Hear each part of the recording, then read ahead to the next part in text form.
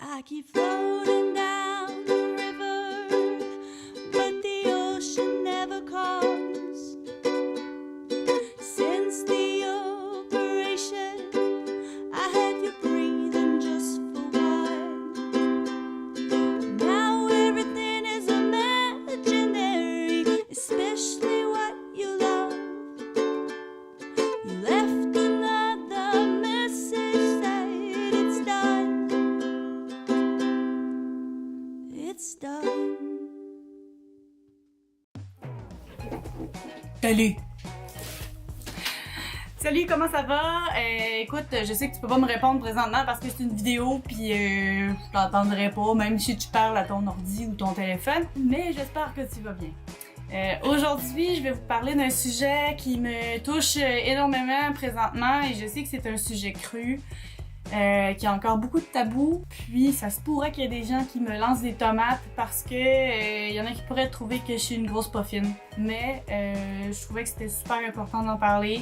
Cette vidéo-là, je la dédicace tout particulièrement à ma progéniture que j'aurais pu avoir et que je n'ai pas. Au Canada, on est vraiment chanceux parce qu'on a le choix de décider si on souhaite se faire avorter ou non. Par contre, bien qu'on a le choix, le jugement est quand même présent.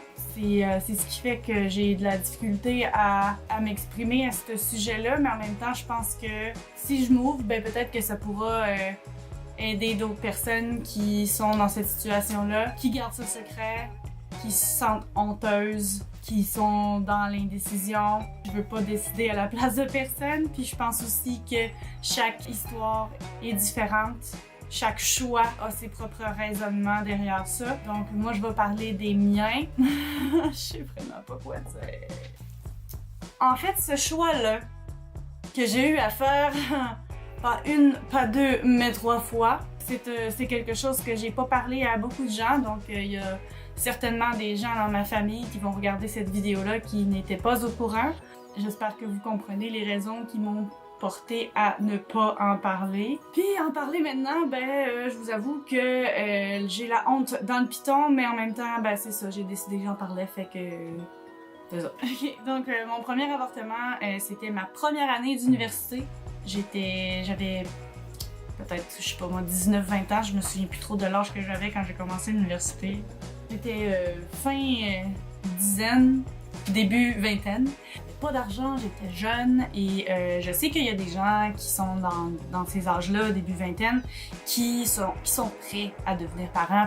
Puis je suis pas en train de dire que tous les gens de 20 ans devraient pas, parce qu'on s'entend que nos grands-mamans, peut-être qu'ils avaient 14 ans puis il y avait déjà 8 enfants, tu sais, fait que je suis pas en train de juger l'âge à laquelle il faut avoir un enfant, mais personnellement, moi, j'étais pas prête. Quelque chose qui te pop d'en face comme ça, c'est inattendu. C'est oh shit, ok, je fais quoi?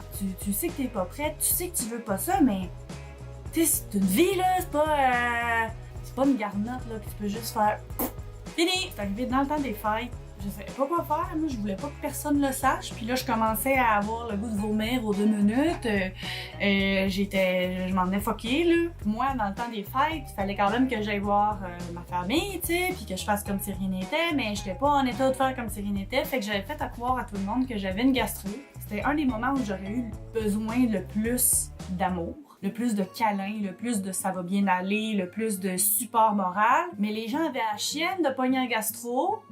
Fait que ils osaient pas me toucher, ils restaient super loin de moi, puis fait que là la solitude embarquait. C'est sûr que j'étais pas seule là-dedans, j'avais mon copain à l'époque qui vivait avec moi, mais peu importe là que tu sois deux ou que tu sois tout seul là, c'est dans toi là. Tu sais, fait que c'est pas évident, puis quand en plus tu veux pas que personne le sache puis que tu files comme le cul, c'est pas qui est vraiment pas fun. Donc c'est ça, le temps des fêtes a passé, j'ai eu une très très longue gastro, puis j'ai fini par avoir l'avortement en début janvier. Je peux juste vous dire une chose, la drogue qui vous donne est crissement cool. Elle est vraiment fucking nice. J'avais perdu toute notion. De ce qui se passait. Moi, j'avais juste vraiment beaucoup de plaisir et je trouvais tout drôle, je trouvais tout magnifique. jusqu'à temps que ça s'est fini puis que le buzz s'en aille. Et c'est ça. Donc, une fois que c'est terminé, ben, il te renvoie chez vous, puis that's it, that's all. J'ai pas été super chanceuse par après parce que ça disait qu'il y avait, mettons, je pense 98% des gens avaient rien après, puis moi je faisais partie des 2% qui avaient de quoi après, là, tu sais. Yes sir! J'ai commencé à avoir vraiment très mal au ventre d'une manière assez intense. Et puis, dans le fond, ce que ça avait fait, c'était que j'avais... Ça va être dégueulasse, je m'excuse. J'avais développé des caillots à l'intérieur, ça c'était mal, en tout cas, je sais pas trop, je comprends rien, je suis pas un médecin. Donc je suis retournée à l'hôpital en urgence parce que c'était pas vivable et il a fallu qu'ils me donnent des pilules de contraction pour faire sortir le méchant qui restait dedans. C'est pas le fun. Mais une fois que ça a été fini, j'étais vraiment contente de mon choix. Je pouvais continuer ma vie comme si rien n'était et j'avais pas de remords, j'avais pas de... ça allait vraiment bien. C'est certain que aussi au niveau des réactions de ceux à qui j'en ai parlé, j'en ai pas parlé à beaucoup de gens, mais ceux à qui j'en ai parlé, c'était assez partagé. Il y avait, mettons, 50% des gens qui m'appuyaient dans ma démarche puis qui me disaient, tu sais, si t'es vraiment sûr de ton choix, ben écoute, on va être là pour toi, on va être là pour t'écouter, on va être là pour prendre soin de toi. Si jamais quoi que ce soit, tu m'appelles. Puis t'avais l'autre 50% des gens qui, eux, étaient pro-vie puis qui voulaient rien savoir de ma décision, puis qui voulait juste me convaincre de garder le bébé en me disant que dans le fond, j'étais en train de faire un acte démoniaque. Je voulais juste pas ça. Puis j'ai suivi ma décision, puis je pense que c'est la bonne. Puis même si ça m'est arrivé par après d'y repenser, ben il reste que j'ai jamais regretté ma décision. Ma deuxième fois, c'était encore à l'université. Je vais vous avouer que c'était rendu dans ma phase un petit peu party animal, où ce que j'avais beaucoup de fun avec ma fréquentation de l'époque. D'ailleurs, on le salue. J'étais pas en couple avec cette personne-là. Fait que quand c'est arrivé, j'étais genre ben non, tu sais, je veux pas élever un enfant tout seul. J'avais pas énormément d'argent. Puis l'argent que j'avais, ben je le dépensais dans les substances qui n'étaient pas légales à l'époque et qui le sont aujourd'hui. Donc c'est ça, donc j'étais vraiment pas stable dans la vie. Là, cette fois-là, me semble que c'était comme en avril, là, c'était comme en... C'était plus vers la fin de la session universitaire, fait que tu sais, c'était encore moins le temps. Ben tu sais, c'était jamais moins le temps, mais en tout cas, c'était pas le temps.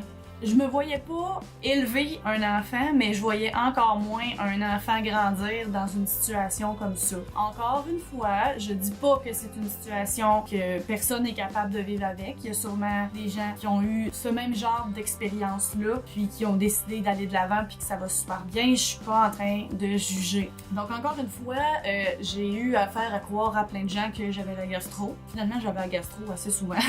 Quand je suis allée, ben, j'étais comme « Yes sir, je vais avoir encore une dose de drogue le fun! Ah ouais, shoot!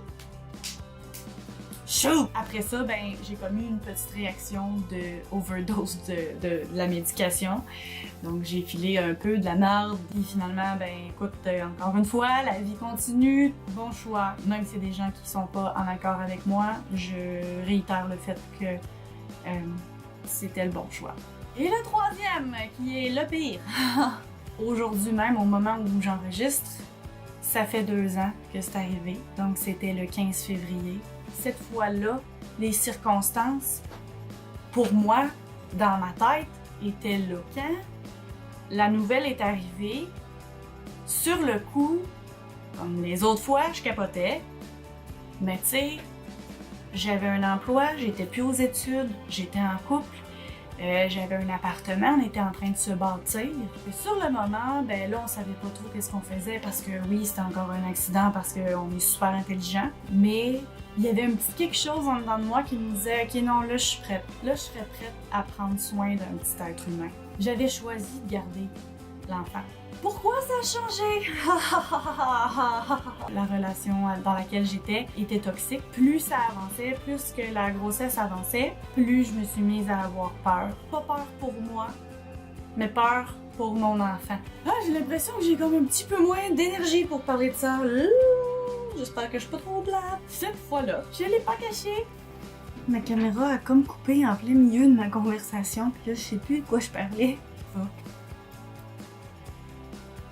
Pour faire ce cours avec ma caméra décide de replanter. Ce qui m'a fait réaliser qu'il fallait que je le fasse malgré tout, c'est que je savais que j'allais de moins en moins bien dans ma tête. Je savais qu'il y avait quelque chose qui allait pas dans la relation, puis je voulais pas faire vivre ça à mon enfant.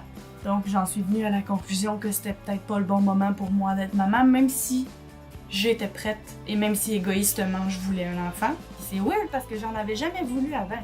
Celle-là, ça a été vraiment difficile à faire ce choix-là. Puis là, j'en parle et je vous avoue que j'ai le petit moton.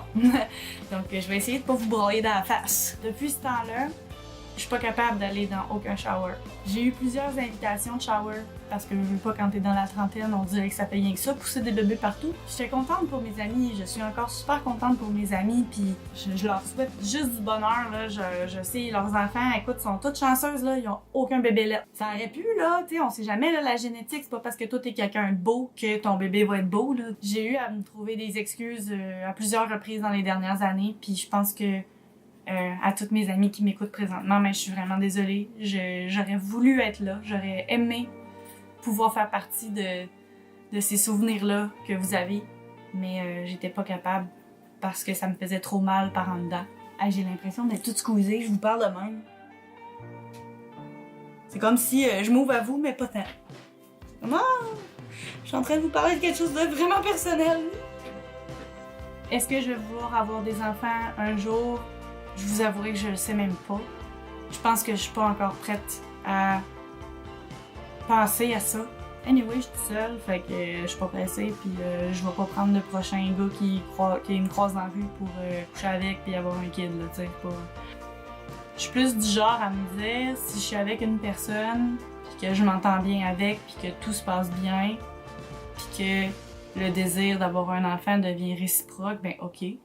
Si jamais un jour je me ramasse à rencontrer l'homme de ma vie, puis l'homme de ma vie, lui, veut pas d'enfant, ben je vais pas le forcer, puis je serai pas malheureuse de pas en avoir. Donc c'est ça, donc je sais pas si vous, ça vous est déjà arrivé, je vous force pas à raconter vos expériences dans les commentaires. Si vous voulez m'écrire en privé pour en parler, ça va me faire plaisir de vous écouter, puis ça va me faire plaisir d'en parler avec vous. Sur ces belles paroles, je veux juste vous laisser en vous disant que si vous connaissez quelqu'un qui vit présentement, qui sait pas quoi faire, jugez-la pas. Que tu sois pro-vie ou pro-choix, c'est pas toi qui va vivre l'impact du choix. C'est cette personne-là. Quand ça arrive, là, la personne prend la peine d'enlever le masque pour se confier. C'est pas le temps de la juger, non. No! Je te l'interdis. Sois là pour la personne, écoute-la, elle en a besoin. Fais-y un hostile de gros câlin, là, comme elle n'a jamais eu de câlin dans sa vie, ok? Ça va l'aider davantage que d'y imposer tes propres idéologies, ok? On s'entend-tu là-dessus, ok? J'espère que oui. Puis pour ceux qui décideraient de moins m'apprécier à cause de ces choix-là que j'ai faits, ben, ça me fera un tri naturel d'amis.